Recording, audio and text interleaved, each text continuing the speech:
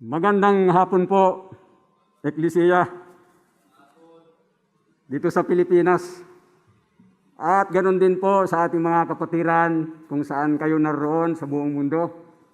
Ay magandang araw po sa inyo. At ako po ay nagpapasalamat sa ating mahal na pastor sapagkat ako po sa biyaya ng Panginoon ay binigyan ng pagkakataon na tumayo dito sa kanyang pulpito upang magpahayag ng salita ng Diyos. Kaya ngayong hapon pong ito ay tayo po ay magbubukas ng ating mga Bible. Kunin niyo po ang ating mga Bible at inyo pong buksan dito sa Matthew 24. Babasa lang po tayo ng 5 verses from Matthew chapter 24, verses 42 to 46. At akin pong babasahin ang 5 verses at inyo lang pong susundan. Matthew chapter 24, beginning from 42 to 46, verse 42. Watch therefore, for ye know not what hour your Lord do come. 43. But know this, that if the good man of the house had known in what watch the thief would come, he would have watched and would not have suffered his house to be broken up. Verse 44. Therefore be also ready, for in such an hour as ye think not, the Son of Man cometh. Who then is a faithful and wise servant, whom his Lord hath made ruler over his household, to give them meat and due season? 46. Blessed is that servant, whom his Lord when he cometh shall find so doing. Tayo po muna ay manalangin. Dakilang Ama, aming Diyos, ako po ay nagpapasalamat sa oras na ito. Nakatayo po sa inyong harapan.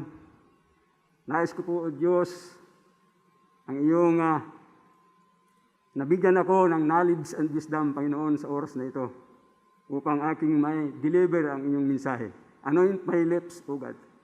Patawad, Panginoon, sa aming mga pagkasala at pagkukulang, Panginoon. Ito po ang aming samot dalangin sa pangalan ni Jesus. Amen. At maraming pong salamat. Pwede na po kayong makaupo. So ngayong hapong ito po ay the title of my message is Alertness During These Perilous Times. Alertness during these perilous times. Perilous times ay yun kong tinatawag na mapanganib. By introducing Matthew chapter 24 is all about the signs that will be fulfilled before the second coming of the Lord Jesus Christ. We believers must alert ourselves on 24-hour basis like soldiers. Alertness, according to dictionary, means a state of careful watching and readiness, especially for danger or opportunity. So dito sa ating nabasa, mayroon tayong makikita dito sa verse 42, verse 44, and verse 46. Dito sa mga verses na ito ay mayroon 3 words na ating mapapansin na kaakibat ng alertness. Dito sa verse 42, ang sabi dito, watch therefore, for ye know not what hour your Lord do come. Yan po ang sa nagbubuo ng alertness. Number 2, ay dito sa verse 44. Therefore, be also ready, for in such an hour as you think not, the Son of Man cometh. Pag ang taong naghihintay, siya po ay laging handa. Ready. Mayroon siyang hinihintay, kaya siya ay naghahanda. Mayroong darating, kaya siya ay naghahanda. Pangatlo po ay dito sa verse 46. Sabi dito sa verse 46, Blessed is that servant whom his Lord, when he cometh, shall find so doing. It speaks of work. Kung tayo po ay may work, we are doing something. So, yan po yung ating mapapansin na kaakibat ng alertness. Alertness during these perilous times. Ay nababanggit po ako ang alertness sapagkat nakaranas na ako yung buhay ng pagiging alert. Mayroon pa nga yung tinatawag na blue alert. Mayroon tinatawag na red alert.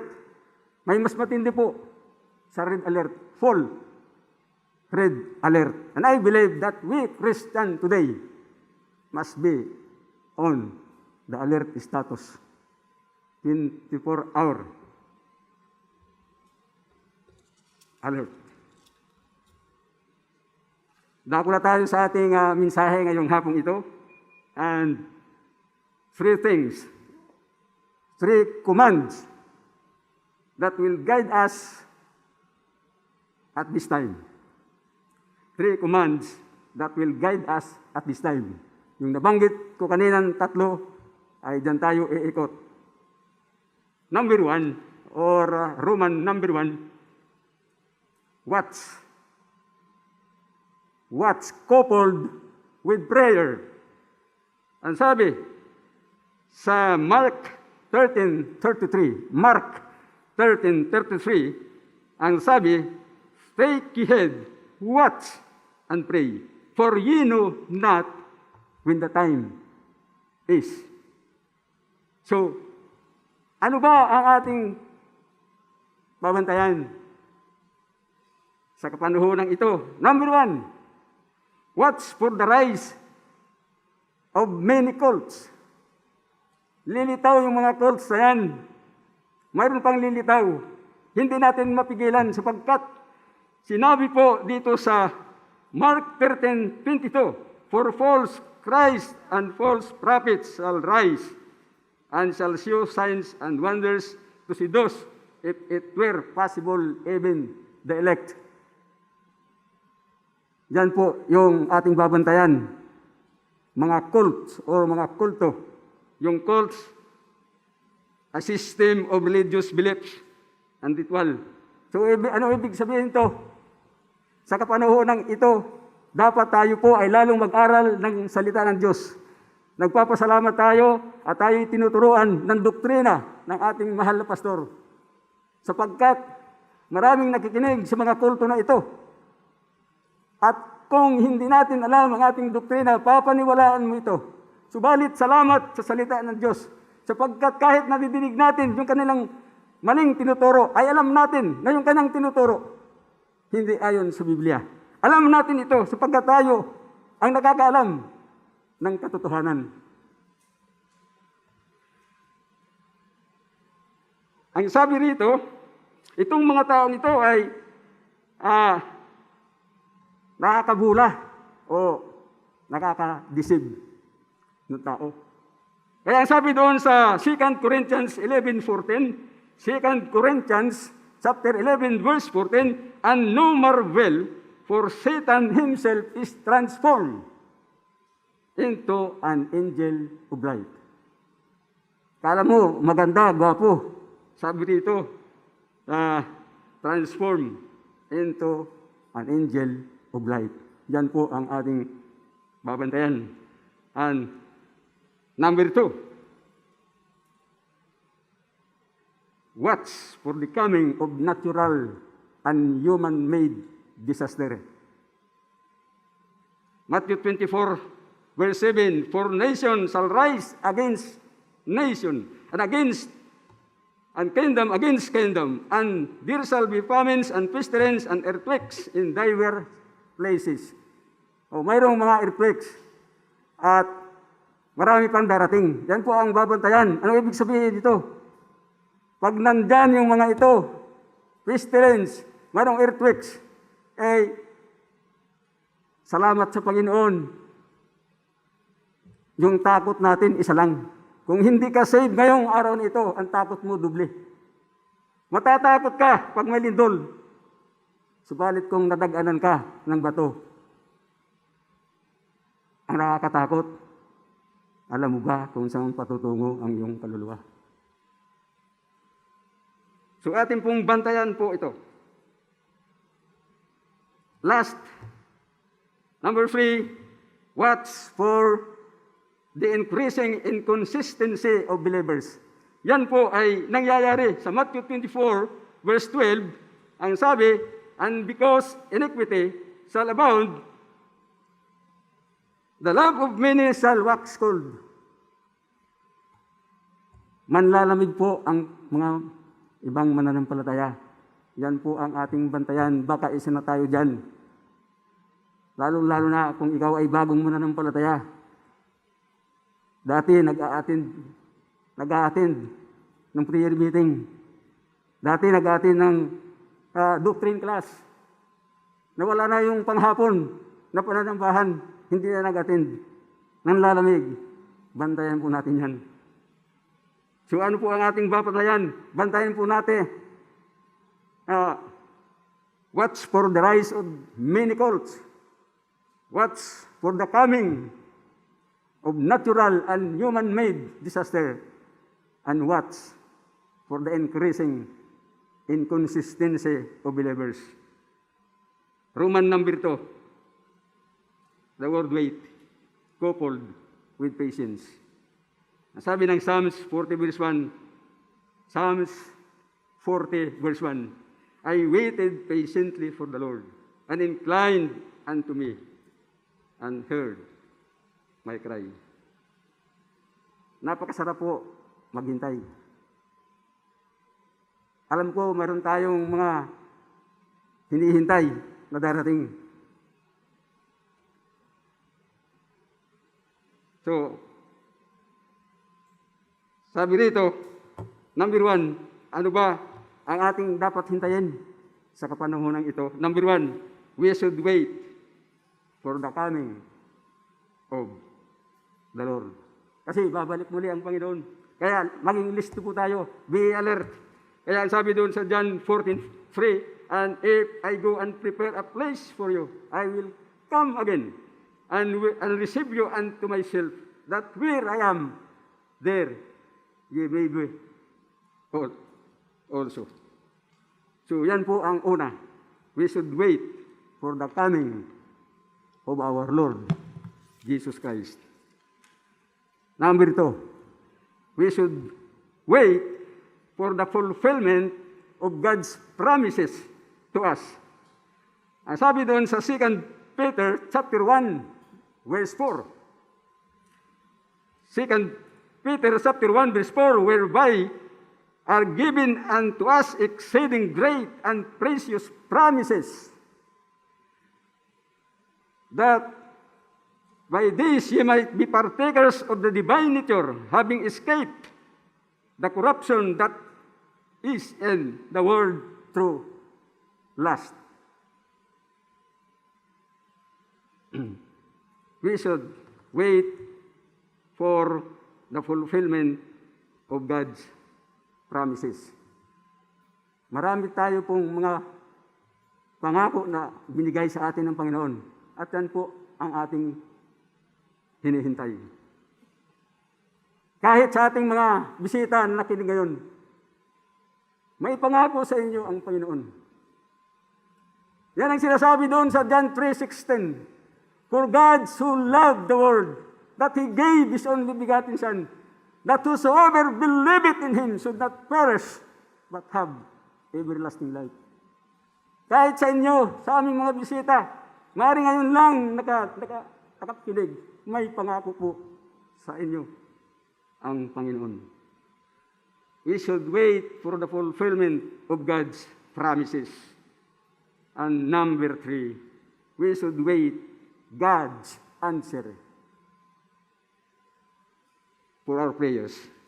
Ang sabi doon sa Isaiah 65:24, and it shall come to pass that before they call, I will answer. And while they are yet speaking, I will hear. So napakaganda po yung ating hinihintay na kasagutan sa ating panalangin. Kahit sa ating mga kaibigan, mga bisita, sasagutin ang inyong panalangin. Anong panalangin yan? Kung lalapit ka sa Panginoon at hihingi ka ng tawad, tiyak, sasagutin ka ng Panginoon. We should wait God's answers for our prayer. So, number 3, work coupled with love. Ang una, watch coupled with prayer. Ang pangalawa, wait patiently. I waited patiently, ang sabi ng Bible. Number 3, work coupled with love. Galatians 16. Sa aklat ng Galatians 6, verse 10. As we have therefore opportunity, let us do good unto all men.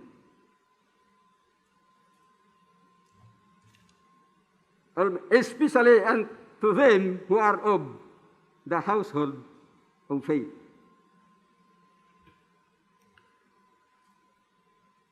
So number 1, ano ba? Paano ba magtrabaho? How we work? Number 1, we should work exigently. Exigently means requiring immediate action. We should work exigently.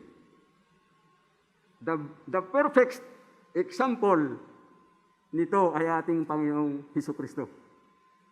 Sa John 9:4, John chapter 9 verse 4, ang sabi ng Panginoon, I must work the works of Him that sent me. While it is day, the night cometh when no man can work. The best example ang ating mahal na pastor. Ang ating mahal na pastor, napakagaling magtrabaho. Hindi sinasayang ang oras. Ganon din ang Panginoon. Sapagkat sa panahon ito, kinukulang na dapat tayo ng oras. We have to maximize our time. Nakakatuwa sa mga nagsasabi, hindi na sinasayang ang oras. Kahit habang nag-booking, nag-pray. Nabiblist ako doon. Ang ating mahal na pastor, kahit nagdadrive, nag-pray. Nagbibigay ng mensahe. We should work exigently.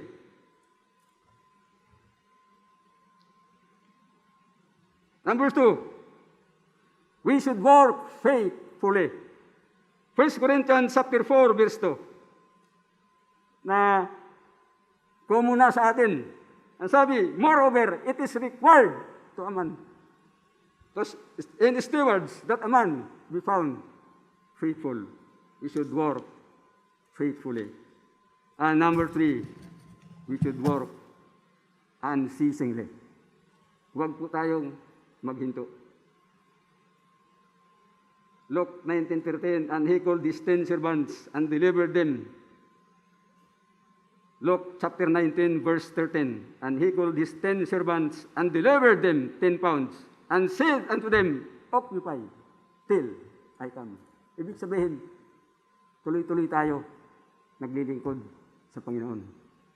Huwag tayong hinto na maglingkod sa Panginoon. Huwag tayong maghinto magtrabaho sa Panginoon. And lastly, number 4, we should work compassionately. Sa Luke 10, verse 33, ito ay patungkol doon sa Samaritan woman. na dahil sa kanyang kumpasyon, mayroon siyang natulungan. But a certain Samaritan, as he journeyed, came when he was, and when he saw him, he had compassion on him. Napakahalaga po yung mayroon tayong compassion, lalo-lalo na sa mga kaluluwa. Hindi nawawala yung compassion. So, paano tayo? We should work exceedingly. We should work faithfully. We should work unceasingly. And we should work compassionately. In closing, may I say this. We know that Christ is coming very soon. Believers like us must always on the alert status, watching, waiting, and working. To our visitors, be alert. Maging listo po kayo. You don't know what will happen tomorrow or the next day. If death comes into you, ang tanong ganito po, are you sure? 100% of going to heaven when you die. Kung maaaring sasabihin mo, ako nga ay nagbabantay, ako nga ay naghihintay, ako nga ay nagtatrabaho, ako nga ay nakikinig ng salita ng Diyos, ako nga ay nagbabasa, ako nga ay nanalangin. Subalit kung hindi mo kilala ang Panginoong Kristo sa iyong buhay, mararanasan mo yung kapahamakan sa impyerno. Our life is uncertain. Ang sabi ng Proverbs 27 verse 1, boast not thyself for tomorrow, for thou knowest not what a day may bring forth. Maaring sinasabi mo, tama na yung aking pinapaniwalaan. Maaring sinasabi mo na dito na ako, hindi ako aalis. Ngayon nakakarinig ka ng tunay kapahayagan ng salita ng Diyos. At ito po ang inyong tandaan. Ang sabi ng Proverbs 16:25, there is a way that seemeth right unto a man, but the end thereof is the ways of death. Kaya maging listo po. Be alert. Watching, waiting, and working. Tayo po'y manalangin. Dakilang Diyos, maraming salamat po sa maikling mensahe na yung binigay mo po sa amin. Amin pong inihiling, Panginoon, kung mayroon po kaming bisita, yung oras na ito, O Diyos, naway kayo po ay tanggapin niya. Tanggapin nila sa kanilang mga puso. Nawa po, Panginoon, sila ay pagsisihan ang kanilang mga kasalanan. At pananampalatayan po kayo, Panginoon. Salamat po sa iyong biyaya. Ito po ang aming dalangin sa pangalan ni Jesus. Amen. Gusto ko munang kausapin ang ating mga panauhin, ating mga bisita na nanonood ngayon. Ano ha? Hindi mo pwedeng isawalang bahala ang buhay.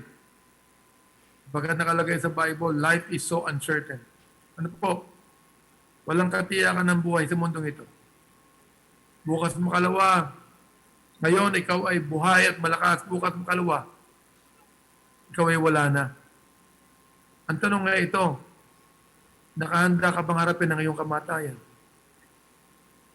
Nakahanda ka ba sa buhay mo na harapin na ikaw, you will be in an endless eternity?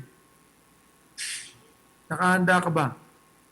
At nakakatiyak ka ba ng iyong pupuntahan pagkatapos ng buhay na ito? And the only way for you to be sure of that is for you to encounter in your own life the Lord Jesus Christ. Ang tanging paraan upang makatiyak ka na papatunguhan mo pagkatapos sa kamatayan ito ay makilala mo ang Panginoon sa buhay mo. Nagpapakilala siya sa iyo sa pamamagitan ng mga mensahe. Nagpapakilala ang Panginoon sa iyo sa pamamagitan ng mga preachers na nagpapahayag ng salita ng Diyos. Ito ang pagkakataon na pwede mong sabihin sa Panginoon, Lord, hindi po ako handa sa kamatayan ko. Hindi ko po alam pupuntahan ko. At kailangan kita ngayon sa aking buhay. At ngayong hapong ito, ako nagsisisi ng lahat ng aking mga waling paniniwala. Ikinukumpisal ko lahat ng aking kasalanan sa iyo. At Panginoong Jesus, tinatanggap kita na aking personal na tagapagligtas.